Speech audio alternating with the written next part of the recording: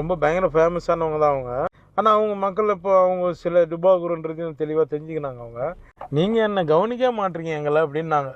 நெகட்டிவான விஷயங்களை தான் மக்கள் விரும்புகிறாங்க, நெகட்டிவாக சொன்னால் தான் மக்கள் பார்க்குறாங்கன்னு இப்போ இருக்கிற மீடியாஸ் எல்லாம் நெகட்டிவ் மட்டும்தாங்க ஸ்ப்ரெட் பண்ணிட்டு இருக்காங்க. இப்போ சோசியல் மீடியாவை ஓப்பன் பண்ணாலே தலாஜித், யோகி பாபு, வலைப்பேச்சு இந்த விஷயம் தான் மிகப்பெரிய வைரல் ஆகிட்டு இருக்கு. வலைப்பேச்சு யூடியூப் சேனலில் இருக்கிறவங்க யோகி பாபுவை தலாஜித் பார்த்தீங்கன்னா டோன்ட் டச் மீ அப்படின்னு சொல்லிட்டாரு அப்படின்னு ஒரு விஷயத்தை ஸ்ப்ரெட் பண்ணுறாங்க. தலாஜித்லாம் அப்படிப்பட்ட ஆளே கிடையாதுன்னு நிறைய ஃபோட்டோஸ் எல்லாம் சென்ட் பண்ணாலும் அன்டச்சபிலிட்டி அப்படிங்கிறது கோலிவுட்ல இருக்காங்கிற நிறைய கேள்வியும் கேட்கப்பட்டு இருக்கு. தலாஜித் பத்தி இந்த மாதிரி எதுவுமே பேசல, பட் ஏன் இந்த மாதிரி விஷயங்களை நீங்க ஸ்ப்ரெட் பண்றீங்க அப்படின்னு கேட்டதுக்கு நீங்க தான் எனக்கு எந்த விதமான பைசாவும் தரதில்லை, அதனால தான் இந்த மாதிரி பேசுறேன் அப்படின்னு ஒரு விஷயத்த அவங்க சொன்னதா இவர் சொல்றாரு.